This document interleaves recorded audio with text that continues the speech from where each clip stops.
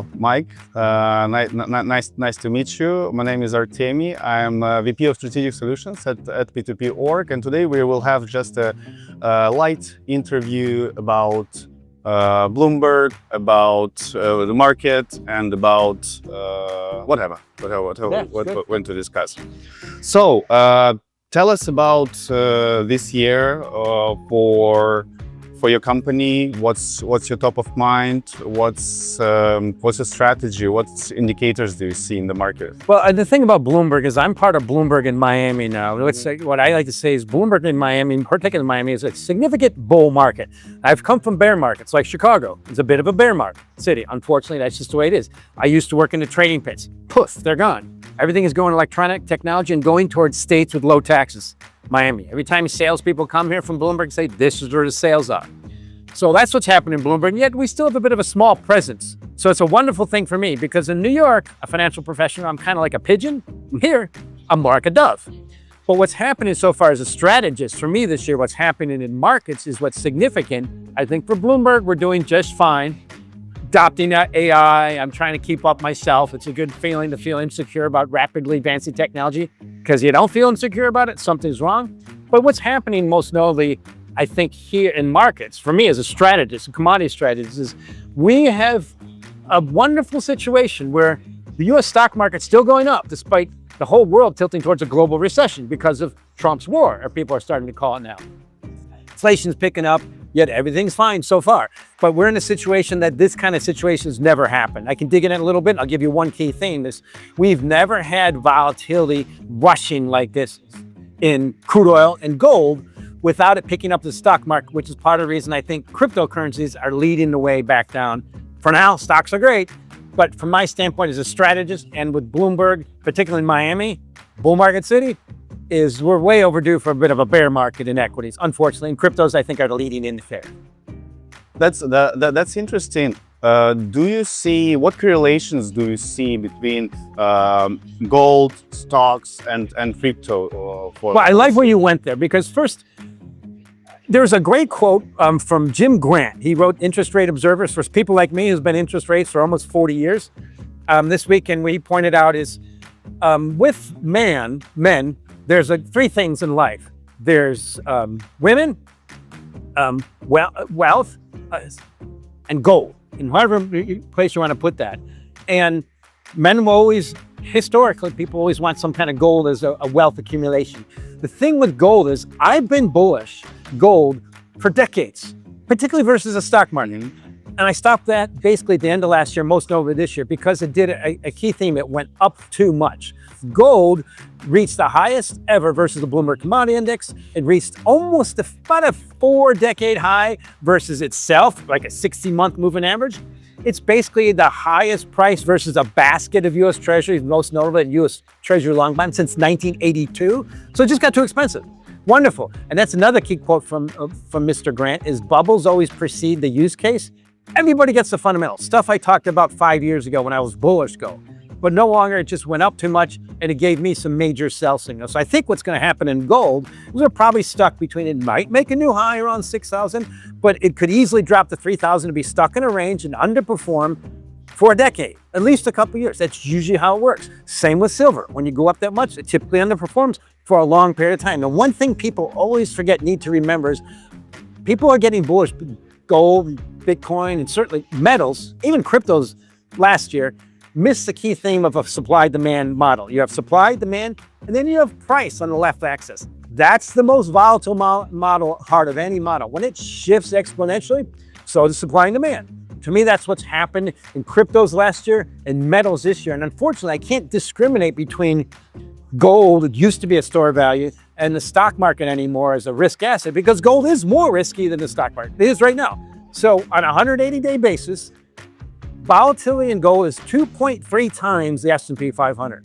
That's not a store of value. That's a risk asset. So it's shifted. If stock market goes up, gold will go up, silver will go up, copper will go up, cryptos will go up. If stock market goes down, all those assets will probably go down much more. That's where we are right now. That's where I think it's an end game, and metals are the best place to be. So what I enjoyed presenting today at the Digital Asset Summit, as I pointed out, when I came to Bloomberg in 2010, I asked the index team, great team, to create two major indices. One was the Bloomberg All Metals Index, because metals are the best place to invest in commodities. If you're investing in that physical metal, something like gold you can store in your body. Crude oil, it's a toxic chemical, it's going to cost you everything. Best performing asset, it just got too expensive. Same, I also asked them to create a crypto index. The space needed an index. We did that with Galaxy. Galaxy helped us, the Bloomberg Galaxy Crypto Index. Now that's a bear market that reached too high of a plateau. Gold is still a bull market. It's still starting to head lower. All the metals that I think reached too high of a plateau. So what's next? The only game left, the macro, is U.S. stock market. I mean, earnings are phenomenal, but I think it's all just trickling up on a bit of a Ponzi scheme of prices. At some point, we're running almost 2.4 times market cap to GDP. Gold figured that out. That's the stock market. At this level, the highest on a year-end basis since 1928, that typically means that stock market is the economy. And if people are looking for the Fed to ease, that's the number one way. Stock market drops 10 to 20% and stays down. Fed will ease. Until then, by easing, throwing fuel on the fire is probably not a good idea. It'll flame out and be a bigger crash. That's the situation we've been in. It's a wonderful situation in the past for gold and for cryptos. And now it tilts me over to one thing. The risks of post-inflation deflation, all the measures of history point to that. Gold was a good indicator last year. Best year since 1979. It's already rolled over. Cryptos have rolled over. And so I think the next big trade will be, as signaled by gold, and cryptos will be just hanging out in treasuries, maybe a long bond, to take maybe some alpha that gold took last year. And the only key thing to trigger that is the U.S. stock market going down. And this war in Iran might be part of that catalyst. And I'm impressed you put your notes down. So we're just having a good conversation. Yeah. So why wouldn't it? Yeah, very interesting. Thanks for the detailed answer. Just great points you brought here. You know, from the macro perspective, the last, let's say, 12, 18 months were actually good for crypto. ETF approvals, DATs for like a lot of proof of stake assets approved, stablecoin infrastructure, all of these acquisitions, you name it. So it's been good. But what do you think is still a bottleneck? What is unlocked already? So from a standpoint of the major bottleneck for prices of cryptos is unlimited supply of cryptos. Yes, I get it. People say Bitcoin has limited supply, but there is Bitcoin Cash, Bitcoin Gold, Bitcoin Satoshi Nakamoto. That's not unlimited supply, but okay. But the macro key theme is, you mentioned ETFs. My theme before ETFs were launched, and I loved writing about how awesome this space was how important it was. The number one trend in cryptos is the proliferation of crypto dollars. I remember being in Hong Kong in 2018, and all the people kept talking about the mainland. They said, oh, you know, by the way, Mike, we can get access, the mainland can get access for the first time in their lives to the US dollar via their phones. We've never been able to do that. So that to me is to talk about the most bullish theme in cryptos, and that's the accumulation, proliferation of stablecoins, crypto dollars. So Tether is number 3 crypto right now on that market cap basis. It's almost 190 billion. I remember talking about it in Hong Kong, point out it was the only bull market that year. It was 2 billion. What stops that tokenization of the buck, where the whole world says, hey, we can get the access to the dollar via this technology? Let's do it. Now, finally, Trump figured it out. It helped him get elected. Bit of a Faustian bargain. What did that do? It put in the peak. So to me, that's the number 1 bull market. I'll make a prediction. Tether was like 20 in 2018, only 2 billion. Now it's the number 3 crypto. I think it's going to flip in Ethereum right around now, and be if Ethereum got to 1,500, and at some point flip into Bitcoin. If it did it soon, it'd be Bitcoin around 10,000. I think it's going to happen. But also, it's the most enduring space in crypto. The bottom line, I looked at crypto is, I love Bitcoin forever. When Trump hated it and Biden hated it, that's when you got to love an asset, because they weren't getting what was happening in the space. All these cryptos, stablecoins are investing in treasuries. Any American who didn't get that, didn't get the space. I figured, okay, they're going to get it. There's going to be ETFs, and they'll put in the peak. We got that. So I stick with that theme. We have seen the glory days for prices. We're in a bear market. That's indisputable. And we need a continued purge. One example is Dogecoin. Launched as a joke, is a joke. People love it. Elon loves Musk. Last I saw was trading 18 and 19 billion market cap. And then we have the same time we're complaining that the war in Iran's cost 29, 25 billion. So how about we just find a way to short, the government to short Dogecoin, put out something bearish, let it go down. You just made $15 billion. Those kind of cryptos, the unlimited supply is the pressure factor. I like to point out the correlation between Bitcoin and some of the small caps is the highest ever. So the way I see it is the process is in the midst of a purge. I fully expect the Bloomberg Galaxy Crypto Index, which peaked around 4,000, is running around 2,000 right now. It's dropped 50%. I think it's got to go back down another 50% to get to 1,000. It's finding the bottom end of the range from 2020. Not a big deal. And then we can rinse and repeat and find a place to get back in as far as these digital assets, highly volatile digital assets that might appreciate. But right now, the problem with the whole space, as I mentioned with metals, any investment in crypto token, maybe individual is different, but any type of Bitcoin, a broad one, or an index is completely dependent on the stock market going up just to not go down. So I look at it as if you're long cryptos, you got to look over at the value at risk model and say, okay, yeah, hey, if S&P 500 goes up 10% this year, maybe I'll make 10%. Right now, Bitcoin's down about 10%. But if S&P 500 drops 10%, that's not a when, it's not an if. It will do that at some point and stay down. It always has. Then the whole crypto space gets purged. So I think that started. It's a good leading indicator. But the macro to me is we are way overdue for that post-inflation deflation. Stock market's wonderful. I haven't seen it. Cryptos are warning us. Gold going up too high and rolling over is warning us. And volatility in gold and crude oil has never surged at such a level as it's staying so low in the stock market. So I look at it as just get out, stay away, look for levels to sell risk assets. That long bond, U.S. Treasury long bond just got to 5%. To me, that's attractive. If it goes to 6%, you know what happens? Okay, so you lose some of the coupon, or you make the coupon, but you lose some of the appreciation. But what does that do for the stock market? It's all self-fulfilling right now. And even crude oil. Crude oil is the most elastic commodity. I fully expect it's around 100 right now, WTI, back down to 50 by the midterms. So why? Because the president, the leader of the world's most significant energy producer, net exporter, has one key issue he needs to get to through midterms and for his next election. He needs inflation lower. And crude oil staying 100 means it's going to crush in the midterms and crush Republicans in the next election. He'll find a way to make it go lower. Okay, that's interesting point. Definitely, you need to do it because I fueled my tank. Well, that's the key. You filled your tank. My plug-in hybrid, a Chevy Bolt, they don't make it anymore. It's 12 years old. I just like, that's where the technology is going. And what happened when Russia invaded Ukraine? It accelerated that process of technology replacing fossil fuels. And now we have to, in this country, we have to have 100% tariffs on those very cheap, awesome EVs coming out of China, or it's going to crush our industries. And what's it doing to the auto industries in Germany and Japan? The rest of the world loves these vehicles. They're cheap, they're efficient. And by the way, 500 moving parts in an EV versus 5,000, the game's over. Yeah. Now it's just, you can get a BYD that gets 3 times the range of my Chevy Bolt and costs almost a third more than I paid 12 years ago. It's a game changer. And then there's proliferation. I'll end with this. Also, what's happening in energy. Price maker status in energy has shifted to the Western Hemisphere from the Middle East, U.S. in the center.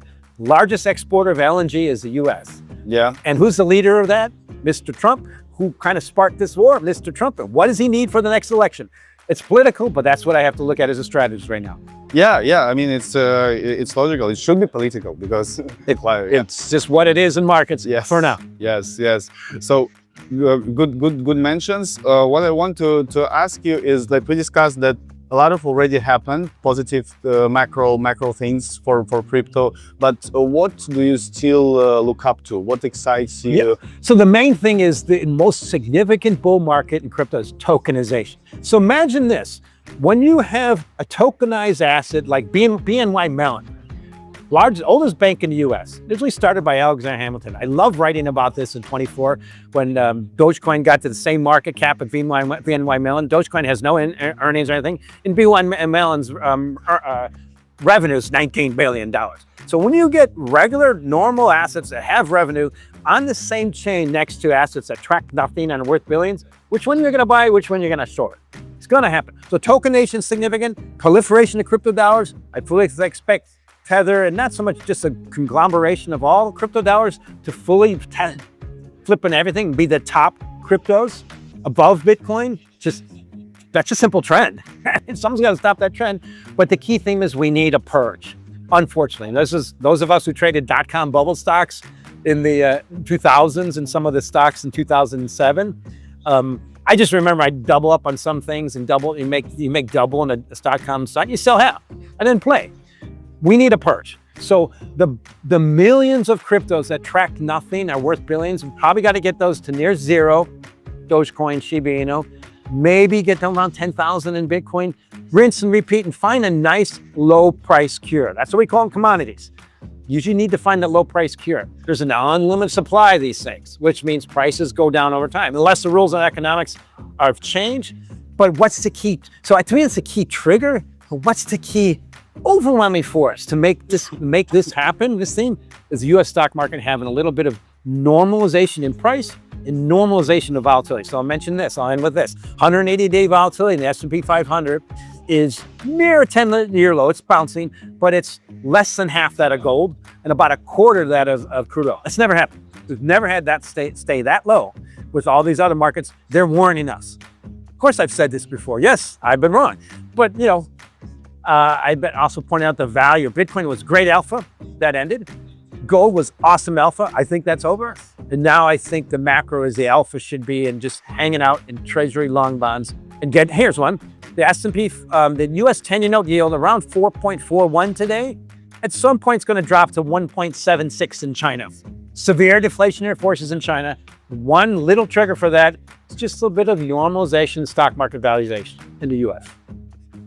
Nice. Did you say Bitcoin going to 10K? Yeah, I still think that's the main level. I know I say that because I have to own it, and I might have to wear it.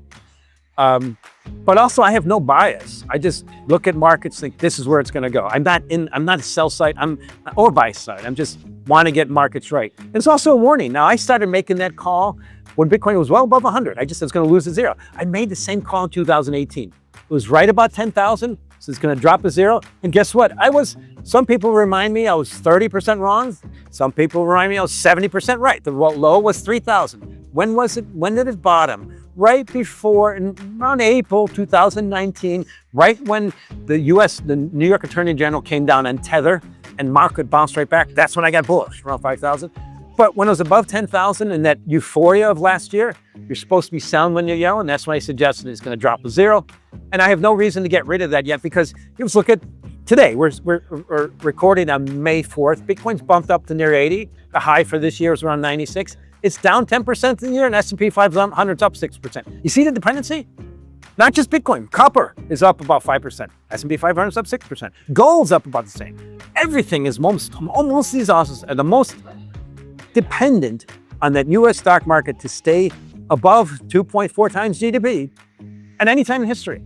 And that's when you're supposed to say, thank you, get me out. Bitcoin's our leading indicator. Nice. So I love our interview. That's great. So let's wrap it up. So I think my last question would be, what's your 2026 hot take? Yeah, hot take is, I'll start out with how I ended. My theme remains U.S. stock market will rise. It hasn't. I use 180-day volatility. Okay, it was around 11%. Right now it's around 13%. No, I mean it's going to go to 20% or higher. Partly because that's the equivalent of where volatility is now in gold, equivalent where volatility is now in crude oil. So I fully expect that to happen. I expect crude oil to drop towards 50 by the midterms. Mr. Trump needs that to happen. Now that's a post-inflation, deflationary environment. Crude oil drops overnight because of something solved in the Strait. Sure, that's going to be good for the stock market. But I stick with the theme that we have never seen stock market volatility stay this low with gold and crude oil volatility surging. And of course, the other indication is the falling crypto market. So it's a good leading indicator. Thank you very much for the interview, Mike. I really enjoyed it and have a great conference. Thank you. I appreciate you having me. I appreciate being on. It's a great conference and also a great location, Miami, and I appreciate you traveling here. Yeah. So that's good.